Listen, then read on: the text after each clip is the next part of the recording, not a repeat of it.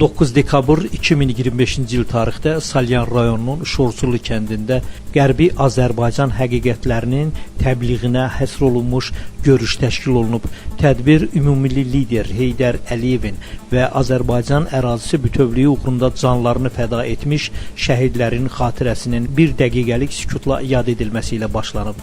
Qərbi Azərbaycan icmasının Salyan rayon üzrə nümayəndəsi Kərəm Muradov çıxış edərək Qərbi Azərbaycan icması idarə heyətinin sədri, Milli Məclisin deputatı Əziz Ələkbərlinin salamlarını tədbir iştirakçılarına çatdırıb.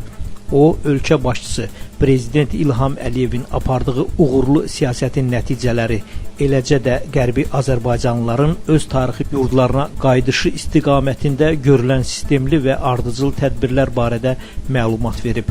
Natiq bildirib ki, Qərbi Azərbaycan həqiqətlərinin beynəlxalq ictimaiyyətə çatdırılması, deportasiya tarixi və mədəni irsin qorunması istiqamətində icma tərəfindən mühüm işlər görülür.